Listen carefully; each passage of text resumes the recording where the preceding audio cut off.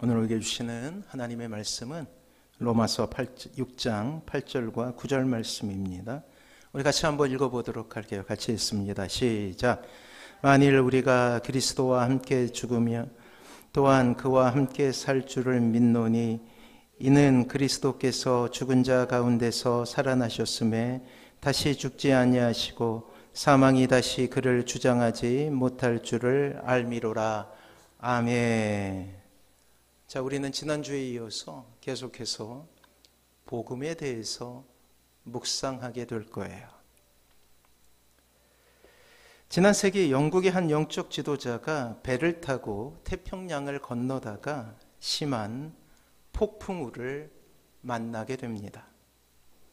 배가 몹시도 흔들리게 되자 사람들은 갑판에 누워 신음하고 토하기도 하고 기도하기도 하는 것을 볼 수 있게 되었죠. 모든 승객들의 얼굴에는 두려움이 가득 차 있었습니다. 그런데 유독 한 노신사가 평온한 모습으로 찬송을 조용히 부르고 있는 모습이 보이는 거예요. 그래서 목사님이 이 노인에게 다가가서 묻게 됩니다. 어르신, 두렵지 않으신가요? 그랬더니 이 노신사가 이렇게 이야기해요. 아닙니다. 왜 알고 싶으십니까? 하더랍니다. 그래서 다시 그 목사님이 이렇게 이야기합니다. 말씀하여 주시죠. 했더니 그 노신사가 이렇게 이야기를 하더래요. 자기는 딸만 둘이 있는데 큰딸은 어렸을 적에 교통사고로 인하여서 천국에 먼저 갔고 둘째는 지금 뉴욕에 살고 있다고 하면서 지금 그 둘째 딸을 만나러 가는 길인데 이 배가 무사히 도착하면 미국에 있는 둘째를 만나게 될 것이고 또한 무슨 일이 생기면 그렇게도 보고 싶은 천국에 있는 큰딸을 만나게 될 것 같으니 걱정이 없다라고 그렇게 이야기합니다.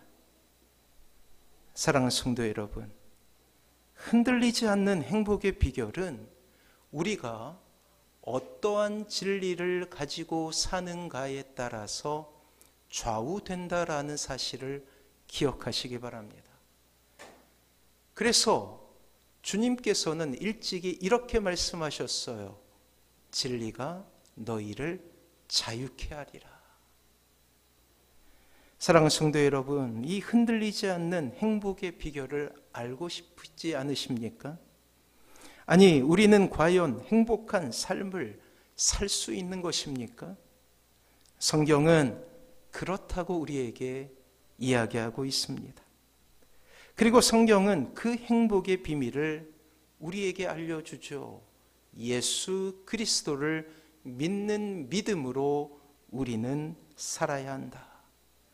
사랑하는 성도 여러분, 저는 다시금 여러분들에게 복음에 대해서 이야기하게 될 거예요.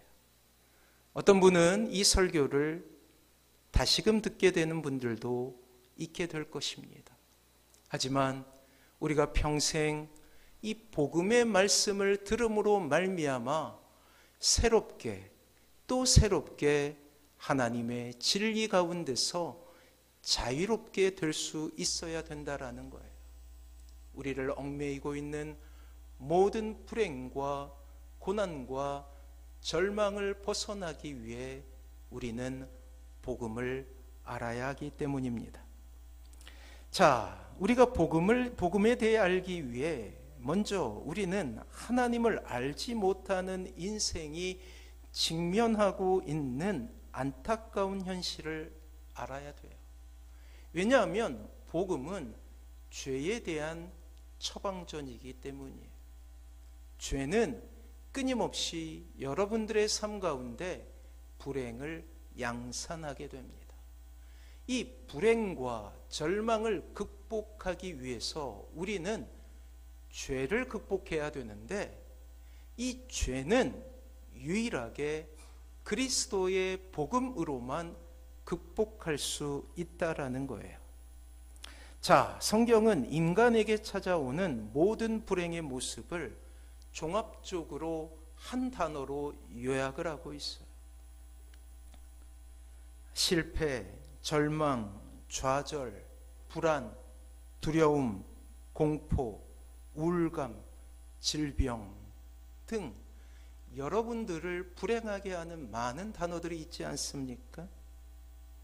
이 불행의 단어들 가운데 여러분들이 개인적으로 겪게 되는 어떠한 것이라도 넣어도 됩니다. 여러분들을 비참하게 만드는 어떠한 것을 넣어도 우리를 불행하게 하는 모든 일들을 하나로 요약할 수 있게 되는데, 그것은 바로 죽음이라는 단어예요. 그리고 그 죽음에 지배당한 이 땅의 모든 사람을 성경은 비참하다라고 이야기합니다.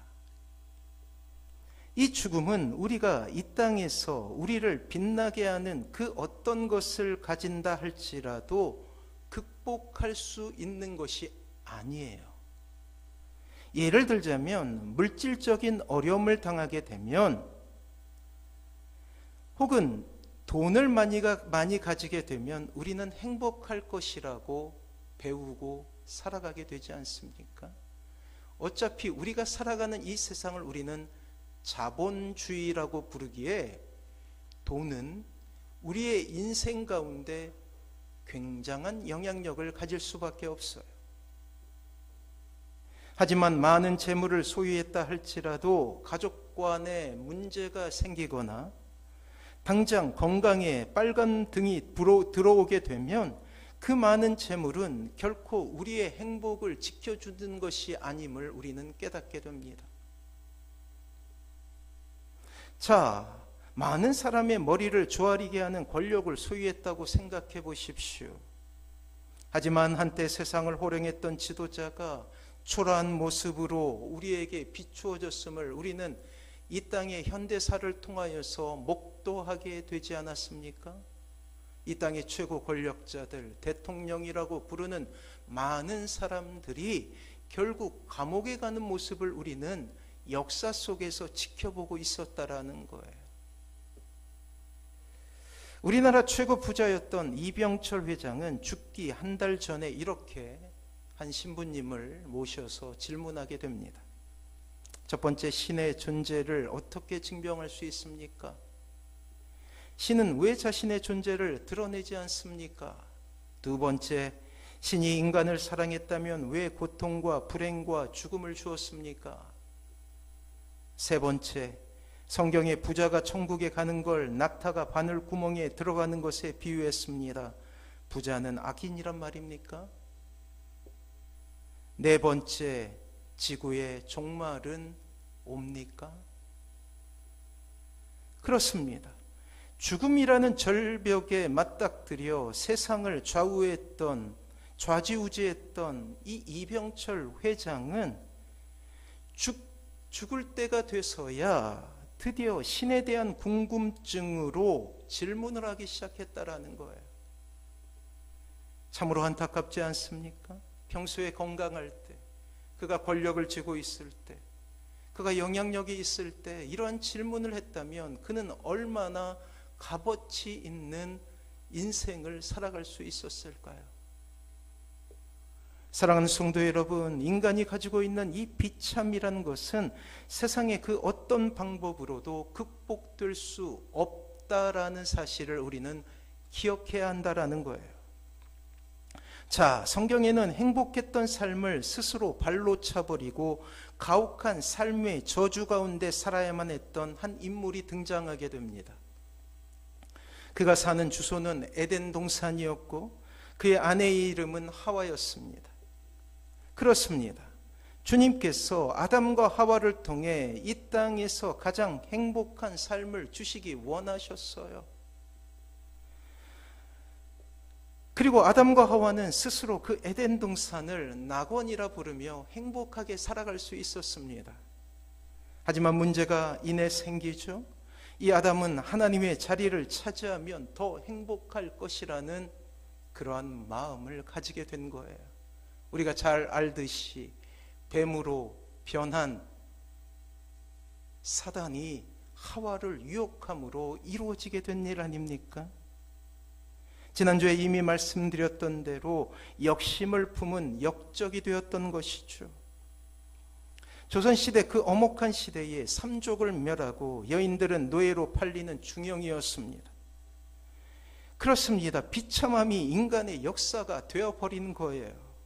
이러한 죄는 고스란히 아담의 허리에서 나온 모든 인간에게 전수가 되죠. 역적 자신은 물론 위에 있었던 아버지 세대와 또 아래에 있었던 자식 세대가 모두 징벌과 죽임을 당했던 것처럼 아담의 허리에서 나온 모든 인간은 이 원죄의 그늘 아래서 죽음이라는 비참을 맞이할 수밖에 없게 된 것이죠. 이제 남자에게 풍요로움을 주었던 땅은 경작하지 않으면 엉겅퀴와 가시를 주게 됩니다. 평생 수고하지 않으면 소출을 얻지 못하는 가혹한 세월을 보내야만 했다라는 거예요. 자, 여자에게 해산의 기쁨은 이제 극한 고통을 통과하지 않고는 얻을 수 없는 것이 되어버렸다라는 것이죠. 그리고 여자는 남자의 다스림을 받아야만 했습니다. 대대로 여자는 남자의 다스림과 억압 가운데서 신음할 수밖에 없었다라는 거예요. 민주주의의 최정상이라 할 수 있는 저 미국에 여자들이 투표권을 갖게 된 것은 이제 100년이 조금 넘은 역사예요. 누구나에게 이 땅의 삶은 가혹한 삶이 되었다라는 거예요. 그렇습니다. 이 아픈 역사의 시작에 아담이 지었던 죄가 있었다라는 거예요. 그것을 우리는 원죄라고 부르죠. 오리지널 신이에요. 참으로 아름답고 행복을 주었던 에덴 동산에서 이제 쫓겨나 세상에서 유리방황하는 인생이 되어버립니다. 아버지 되신 하나님은 그들에게 영원히 두려우신 분이 되겠죠. 그래서 선악과를 따먹고 아담과 하와가 처음 했던 행동이 무엇이냐면 두려워서 숨는 것이었어요. 두려움이 찾아오게 된 거예요. 이러한 죄의 결과는 아담에게만 저주가 아니라 그의 허리에서 나온 모든 후손에게도 동일한 효력으로 저주가 됩니다. 그래서 인간이 살아가는 모든 것이 죄가 되는 것이고 인간이 뿜어내는 모든 호흡은 죄의 연속성상에 있게 된다라는 사실이에요. 성경은 이렇게 이야기하죠. 로마서 3장 23절을 통해서 우리 모두가 죄인임을 낙인 찍고 있어요. 자, 우리 주보에 있습니다. 같이 한번 읽어볼까요? 로마서 3장 23절 같이 읽습니다. 시작. 모든 사람이 죄를 범하였음에 하나님의 영광에 이르지 못하더니. 그래요. 모든 사람이 원죄의 굴레 가운데서 죄인일 수밖에 없음을 우리에게 알려주고 있다라는 거예요. 사랑하는 성도 여러분, 이렇게 우리는 한 사람의 예외 없이 비참한 인생이 되어버린 것입니다. 우리가 하나님을 알기 전 이렇게 우리는 하나님을 잃어버린 대가로서 저주로 가득 찬 인생을 살아가고 있었던 거예요. 원죄의 대가는 참으로 가공할 만했죠.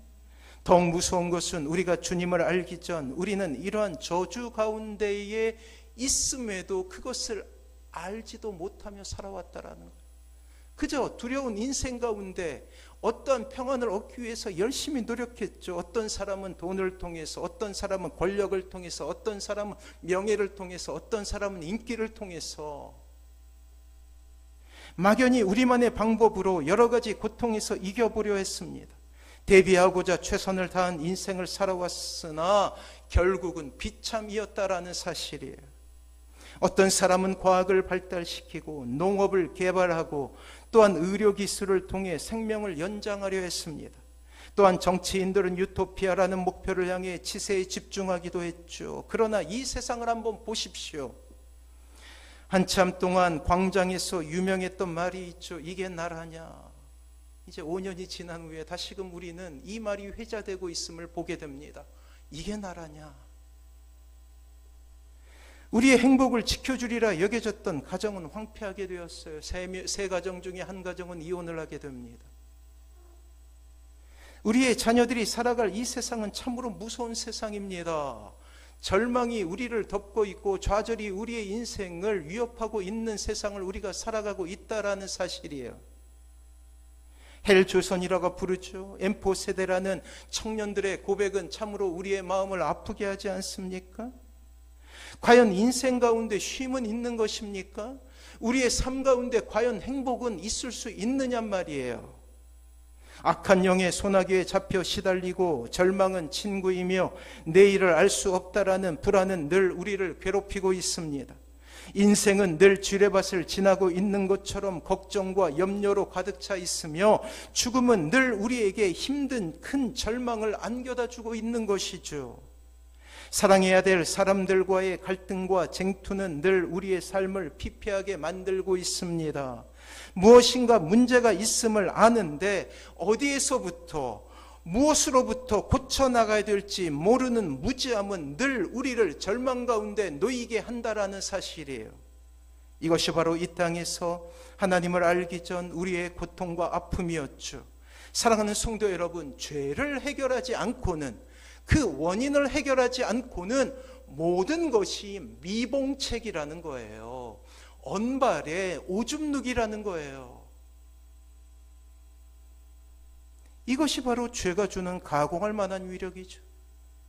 그리고 그 죄의 끝은 죽음입니다. 그렇습니다.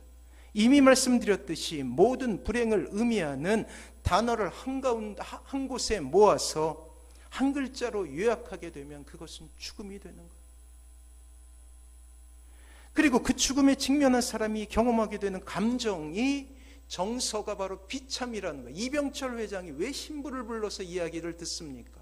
그의 감정 가운데 비참함이 밀려왔기 때문이에요.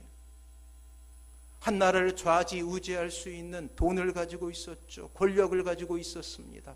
하지만 죽음이 찾아오자 비참함이 밀려오는 거예요. 두려움이 밀려오는 거예요.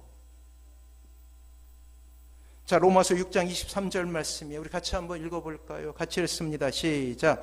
죄의 싹은 사망이요 하나님의 은사는 그리스도 예수 우리 주 안에 있는 영생이니라. 그래요. 죄의 싹. 열심히 죄를 짓죠. 그러면 되돌려 받게 되는 것이 죽음이라는 거예요. 싹. 월급. 죄의 대가는 사망입니다.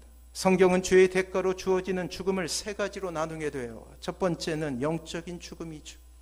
영적인 죽음이란 죄로 말미암아 하나님과의 관계가 끊어진 것을 의미해요. 사랑하는 성도 여러분, 이 땅에는 많은 사람들이 있어요. 이 강단 너머에 또 많은 사람들이 이 아침에 저 호수를 돌며 산책하고 있습니다.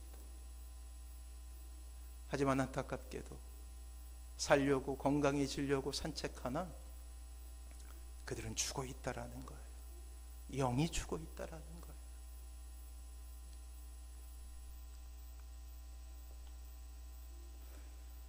하나님을 원수로 여기며 우리는 이 땅에 태어나지 않았습니까? 죽음이라는 비참한 상황을 극복하기 위해서는 하나님과의 관계가 회복되어야 하는데 불행한 것은 인간 스스로가 하나님과의 관계를 회복할 수 있는 방법이 없다라는 사실이에요. 아무리 선행을 하고 아무리 좋은 일을 하고 도덕적으로 깨끗하다 할지라도 그 영혼이 주님을 믿지 않으면 죄의 문제를 해결할 수 없다라는 것입니다. 때문에 인간은 이 땅에 태어나며 영적인 죽음의 상태로 태어나게 되는 것. 두 번째는 육체의 죽음이죠. 세상의 모든 사람은 죽습니다. 어떤 사람들은 인간이 늙고 병들고 죽는다는 것이 자연스러운 것이라고 생각하죠. 천만에요. 육체적인 죽음 역시 죄의 결과였어요. 그렇게 우리는 사랑하는 사람을 잃어버리게 될 때 이 죄의 위력을 실감하게 되는 거예요. 죽음이 얼마나 슬프고 아픈 것인지 어렴풋이나마 깨닫게 됩니다. 그래서 성경은 결혼의 잔치보다는 장례식장에 가서 배우라라고 이야기를 해요. 세 번째 죽음은 영원한 죽음이죠. 영벌이라고 부릅니다. 죽으면 그것으로 끝이라고 생각하는 사람이 있어요. 그런 생각에 삶의 절망을 느낀 사람이 스스로 목숨을 끊지 않습니까? 하지만 죽은 이후에도 또 다른 죽음이 있으니 그것은 영원한 지옥이에요. 죽은 이후에 지옥에 가서 영원한 고통을 당하게 되지 않습니까? 사랑하는 성도 여러분, 그렇게도 여러분들이 믿지 않는 가족을 위해서 기도하는 것이 무엇 때문이에요? 우리에겐 또 다른 죽음이 있으니 영원한 죽음 때문에 사랑하는 가족이 주님을 믿고 구원받기를 소원하는 것이죠. 자, 이제 우리는 우리의 인생이 불행할 수밖에 없는 여러 가지 이유들에 대해서 깨닫게 되었죠. 그렇습니다. 그 정점에 죽음이 있었어요. 그리고 그 죽음은 하나님과의 관계가 끊어졌기 때문입니다. 건장한 사람이 있었어요. 운동으로 다부진 몸을 가지고 있는 사람이죠. 모험을 통해 늘 자신을 과시하고 증명했던 사람이에요. 또 다른 모험이 시작되었고 그는 정글을 횡단하게 됩니다. 하지만 중간에 문제가 생기고 말아요. 늪에 빠지게 된 것이에요. 늪에 빠지니 그 강철 같은 몸도 근육도 더 이상 그에게 도움을 주지 못합니다. 그리고 이내 두려움이 생겨요. 죽음이 현실로 다가오게 됩니다. 더욱 절망스러운 것은 몸에 힘을 주고 움직이면 움직일수록 더욱더 그의 몸은 깊은 늪 속으로 빠져 들어가게 된다라는 사실이죠. 사랑하는 성도 여러분, 이 건장하고 건강한 사내가 이 늪에서 나올 수 있는 방법은 한 가지입니다. 그렇습니다. 누군가 그를 위해 밧줄을 던져주거나 옆에 있는 나뭇가지를 던져주어 그것을 붙잡고 나올 때야만 이 사람은 살 수 있다라는 사실이에요. 사랑하는 성도 여러분, 그렇습니다. 이 땅에 태어나는 모든 사람은 늪에 빠진 인생인 거예요. 스스로 죽음이라는 것을 극복할 수 있는 힘이 우리에게는 없습니다. 이런 우리에게 유일한 희망이 있다면 누군가 우리를 구해주는 것이에요. 그것을 우리는 구원이라고 부르는 거예요. 죽음에서 우리를 건져주는 것을 의미하죠. 바로 비참함 가운데서 우리를 건져주는 것입니다. 자, 그럼 우리를 구원하시는 하나님의 방법은 무엇일까요? 자, 먼저 우리는 구원에 대해서 알기 전에 죄라는 단어를 먼저 묵상할 필요가 있어요. 죄가 용서받을 수 있는 단 한 가지 방법이 있죠. 그것은 바로 죄의 대가를 치르는 것입니다. 이 사회에도 죄의 대가를 치르는 방법이 있어요. 어떤 기관을 통해서 우리는 죄의 대가를 치르게 되는데 그것을 우리는 교도소라고 부르죠. 세상과 격리되어 죄의 분량만큼 일정한 기간을 지나게 되면 풀려나 죄의 대가를 치렀다 하여 그 죄를 사면하게 됩니다. 자유롭게 되는 것이죠. 그런데 문제가 있다라는 거예요. 원죄의 대가를 치르는 방법은 단 한 가지밖에 없어요. 바로 죽음이죠. 창조 때 하나님은 이 세상의 모든 것을 아담과 하와 그리고 자손들에게 선물로 주시게 됩니다. 그 어떤 피조물에게도 주신 적이 없는 권한과 권리를 주시죠. 그래서 에덴 동산에서 아담과 하와는 최고 극치의 행복을 누리며 사는 사람이었어요. 그리고 하나님은 단 한 가지만을 이 아담과 하와에게 요구하시는데 바로 하나님께서 아버지 되시고 우리는 그의 자녀가 되는 것이었어요. 바로 사랑의 관계만을 요구하십니다. 그리고 눈에 보이는 계약을 맺으시게 되는데 그것이 바로 선악과를 두고 맹세하게 하셔요. 하나님께서 아버지가 되시고 우리는 그의 자녀가 되었음을 증명하는 나무예요. 그렇습니다. 선악과는 참으로 아름다운 나무입니다. 그 선악과를 볼 때마다 아담과 하와는 깨닫게 되지요. 하나님이 아버지 되시는구나. 아, 우리는 피조물이지. 하나님을 의존하여 살 때 우리는 행복할 거야.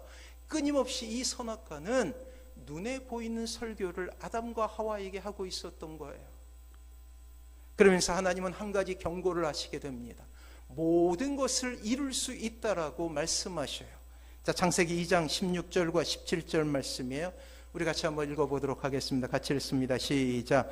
여호와 하나님이 그 사람에게 명하여 이르시되 동산 각종 나무의 열매는 내가 임의로 먹되 선악을 알게 하는 나무의 열매는 먹지 말라. 내가 먹는 날에는 반드시 죽으리라 하시니라. 아멘. 반드시 죽는다 말씀하시. 그것을 오늘 배운 말씀으로 하면 너는 비참하게 될 거야 라고 말씀하셔. 그렇습니다. 인간의 죄를 죄를 용서받을 수 있는 유일한 방법은 죽는 것밖에 없다라는 거예요. 교도소를 들어간다고 해서 원죄를 사함받을 수 없다라는 것이죠. 이것이 우리가 죄를 용서받는 유일한 방법입니다. 하지만 사랑해야 될 대상인 인간이 죽는 것을 원치 않으신 사랑의 하나님께서 다른 한 가지 방법을 고안하셔요. 그것은 죄를 지은 인간을 죽이는 대신 하나님의 아들이신 성자 예수님을 죽이시는 거예요. 이것을 우리는 조금 어려운 말로 대속이라고 부릅니다. 대신 죄의 대가를 갚아주셨다라는 것이죠. 갈라디아서 1장 4절입니다. 우리 같이 한번 읽어봅니다. 같이 읽습니다. 시작. 그리스도께서 하나님 곧 우리 아버지의 뜻을 따라 이 악한 세대에서 우리를 건지시려고 우리 죄를 대속하기 위하여 자기 몸을 주셨으니. 그리고 우리는 십자가라는 인간이 고안한 가장 잔인한 형틀을 만나게 됩니다. 믿는 신자에게 십자가가 중요한 것은 그것이 하나님의 사랑의 증표이자 우리가 죄를 용서받을 수 있는 유일한 방법이 예수 그리스도의 죽임을 우리에게 설명하고 알려주고 있기 때문이라는 사실이에요. 그래요. 주님은 이 땅에 오실 때에 이 죽음의 값을 치르기 위해 여러분들을 대신하여 죽으신 것입니다. 그분은 원래 하나님이었고 또한 죄를 지은 것은 우리인데 주님께서 대신 죽으셨다라는 거예요. 사랑하는 성도 여러분, 원죄의 문제를 해결하실 수 있는 분은 예수님밖에 없습니다. 사랑하는 성도 여러분, 어떤 사람은 다른 사람에게 나쁜 짓 하지 않고 착하게 살면 문제가 없을 것이라고 이야기하는 사람이 있어요. 도덕론자들 있죠. 하지만 선행이 우리를 구원해 주지 못합니다. 살인을 저지른 사람이 누군가에게 경제적인 도움을 주고 자신의 모든 재물을 이 땅에 있는 어려운 사람들을 위해서 기부했다고 해도 그 살인죄를 면할 수 없는 것처럼 우리가 가지고 있는 원죄의 대가를 치르기 위해서는 필연 누군가 죽을 수밖에 없다라는 사실이에요. 또 어떤 사람은 무엇을 믿든지 종교를 가지기만 하면 된다라고 이야기합니다. 마치 등산할 때 등산로가 여러 개 있지만 정상에 도달하는 것은 일반이듯이 아무런 종교를 믿어도 결국은 구원을 받게 된다라는 것, 천만에요. 그럴 수 없습니다. 예수 그리스도 외에는 이 죽음의 문제를 해결하실 수 있는 분이 없기 때문이에요. 그것이 참된 진리가 없는 것은 그 어떤 종교도 죄의 문제를 해결할 수 없기 때문입니다. 이 죄의 문제, 죽음의 문제를 해결하고 창조 때 우리에게 부여하셨던 하나님의 자녀, 즉 진정한 행복을 누릴 수 있는 자격을 얻을 수 있는 행복한 상태를 회복하는 것을 구원이라고 부르는 거예요. 사랑하는 성도 여러분, 이 땅에서 예수 그리스도를 믿고 천당에 가는 것, 천국에 가는 것이 구원이 아니에요.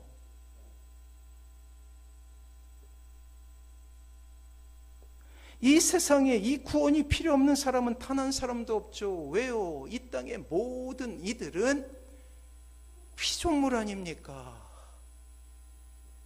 그렇다면 우리는 어떻게 해야 구원을 얻을 수 있을까요? 사랑하는 성도 여러분, 구원은 선물입니다. 거저 받는 거예요. 선물이라는 의미를 잘 이해할 때 우리는 구원에 대해서 보다 더 잘 알 수 있게 되죠. 자, 선물은 사랑하는 사람을 위해서 거저 주는 것 아닙니까? 사랑하는 연인들이 있었어요. 그리고 그 사랑하는 여인의 생일이 돌아왔고 생일을 축하하기 위해서 이 남자는 며칠 동안을 고민하게 돼요. 이것이 좋을까? 저것이 좋을까? 그리고 마침내 결정하게 됩니다. 예쁜 목걸이를 구입하고 그리고 그날의 수줍게 선물을 건네죠. 한없이 기뻐하는 그 여인의 모습을 보며 선물한 남자도 세상을 다 가진 것 같아요. 그런데 너무 고맙게 생각한 그 여인이 가방을 뒤져서 지갑을 꺼냅니다. 지갑을 열고 돈을 딱 꺼내서 그 남자에게 준다고 생각을 해보세요. 남자는 얼마나 마음이 아플까요? 이 여인이 나의 마음을 알지 못하는구나 라고 생각하며 좌절할 거예요. 남자의 선물은 오히려 모욕이 되어 돌아오게 됩니다. 사랑하는 성도 여러분, 구원도 마찬가지. 구원은 선물이에요. 우리가 어떠한 대가를 치르는 것이 아닙니다. 그것은 우리가 열심히 노력해서 얻어지는 것이 아니에요. 그렇게 할 수도 해서도 안 돼요. 우리를 사랑하시기에 주님께서 스스로 십자가에 달려 죽으셨습니다. 이 구원이라는 선물을 받기 위해 우리가 해야 할 일도 또 할 수 있는 일도 없었다라는 거예요. 이 구원이란 선물을 받기 위한 단 한 가지 방법은 믿음으로 십자가가 나의 죄를 용서하기 위한 예수님의 사랑임을 인정하는 거예요. 그렇습니다. 첫 번째는 내가 죄인이라는 비참한 상태에 있음을 고백하는 것이요. 두 번째는 십자가를 통해 예수님께서 내 대신 죄의 값을 대신 치르신 것을 믿는 거예요. 그리고 세 번째는 이러한 구원을 입으로 고백하는 것입니다. 로마서 10장 9절 말씀이 도장을 찍는 것이죠. 같이 한번 읽어볼게요. 같이 읽습니다. 시작. 내가 만일 내 입으로 예수를 주로 시인하며 또 하나님께서 그를 죽은 자 가운데서 살리신 것을 내 마음에 믿으면 구원을 받으리라. 그래요. 이 일련의 과정을 지난주에 말씀드렸듯이 영접이라고, 영접, 받아들임.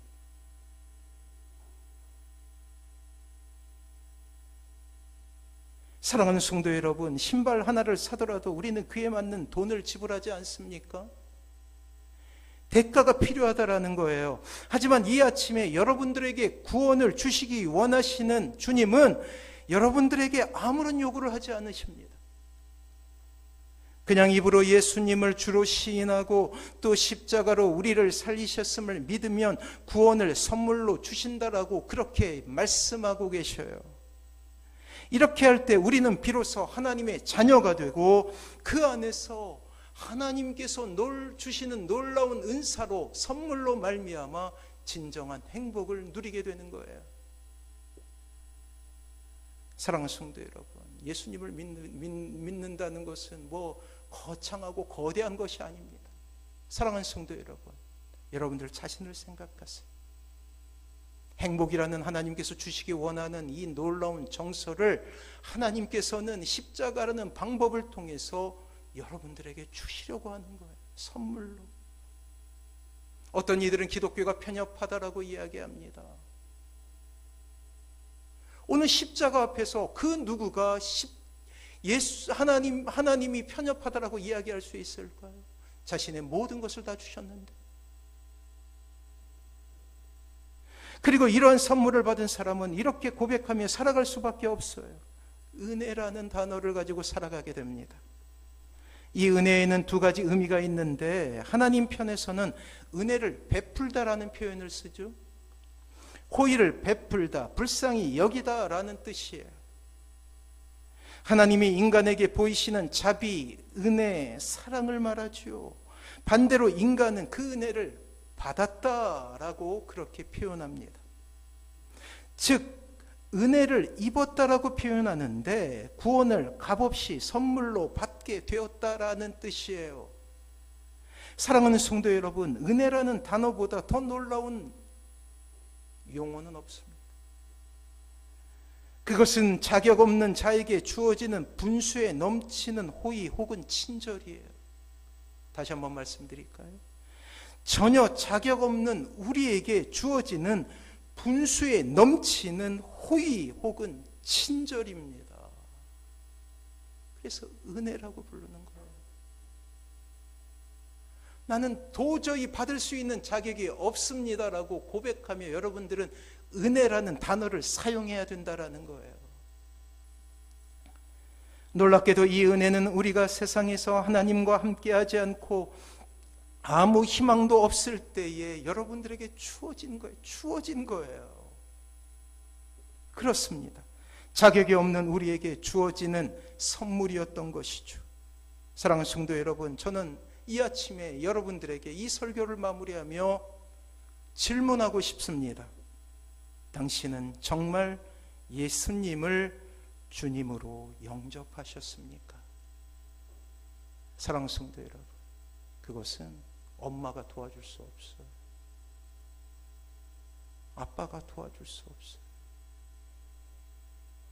이 강단에 설교를 하는 제가 도와줄 수 없어요. 영접을 하는 것은 개인이 해야 되는 거예요. 하나님께서 이 아침에 여러분들을 초대하고 계시며 여러분들에게 호소합니다.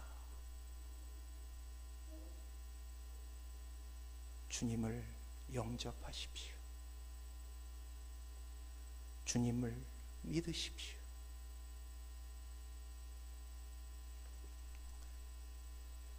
특별한 시간을 갖도록 하겠습니다. 이 시간 우리 같이 영접 기도를 하게 될 거예요. 이미 하나님을 영접한 분들은 같이 기도함으로 도와주시기 바랍니다. 아직 예수님이 내 안에 없다라고 생각하는 분이 있다면 이 시간 이 기도를 같이 따라하게 하면서 주님을 영접하도록 할 거예요. 우리는 1년에 한 번씩 반드시 이 시간을 거치게 될 거예요. 매해 반복되는 복음을 듣게 될 것입니다. 기회가 주어졌을 때 여러분들의 삶 가운데 주님을 영접하시기 바랍니다. 우리 같이 기도하겠습니다. 제가 먼저 기도하면 같이 따라하시면 됩니다. 큰 목소리로 따라하십시오. 사랑의 하나님, 저는 이제까지 하나님을 떠나 살았습니다. 제가 죄인임을 인정합니다. 오늘 예수님을 나의 구원자로 믿고 하나님의 자녀가 되기를 원합니다. 나의 죄를 대신하여 십자가에서 죽으시고 부활하신 예수님을 지금 이 시간 나의 구원자, 나의 하나님으로 영접합니다. 지금 제 마음속으로 들어오셔서 제 삶의 주인이 되어 주시기를 원합니다. 주님께서 영원토록 제 마음에 들어와 계실 것을 믿습니다. 나의 죄를 용서하시고 하나님의 자녀로 삼아주시니 감사합니다. 이제부터 하나님의 뜻에 순종하며 살게 도와주시옵소서. 예수님의 이름으로 기도합니다. 아멘. 기도하겠습니다. 사랑이 많으신 하나님, 우리를 위해 아들을 죽이시고 아들 예수님을 통해 십자가로 죄의 대가를 치르게 하시어 자녀로 삼아주신 이 놀라운 복음을 저희 마음 가운데 품었습니다. 이제 우리는 하나님의 자녀예요. 이제 우리는 성도임을 하나님께 고백하오니 이제 주의 백성들의 삶 가운데 기쁨이 넘치게 하시고 행복이 넘치게 하시고 하나님을 위해 살아갈 때 이 땅에서 누리게 되는 놀라운 은혜를 품으며 살아갈 수 있도록 도와주옵소서. 주시옵소서. 하나님의 놀라우신 은혜로 자녀가 되었기에 감사함과 기쁨으로 살아가게 하여 주시옵소서.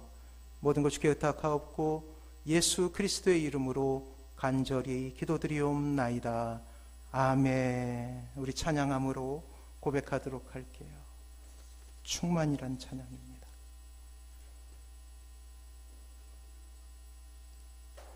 무명이어도 공허하지 않는 곳에, 이 찬양을 통해서 우리는 주를 믿는 행복을 알게 됩니다. 무명이어도 공허하지 않는 것은 예수 안에 난 만족함이라. 가난하여도 부족하지 않는 것은 예수 안에 오직 나는 부요함이라.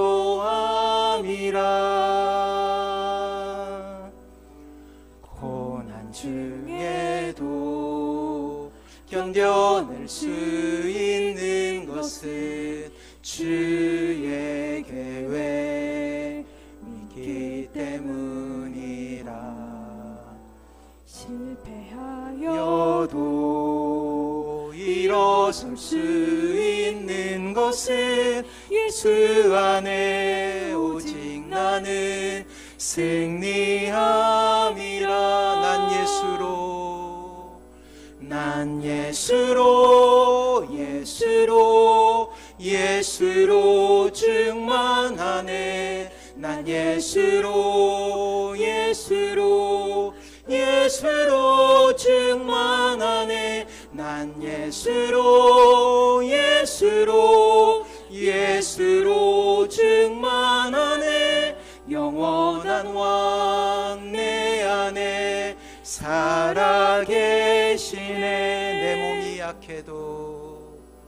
내 몸이 약해도 낙심하지 않는 것은 예수 안에 난 완전함이라. 화려한 세상 부럽지 않는 것은 난 예수로 충만함이라. 난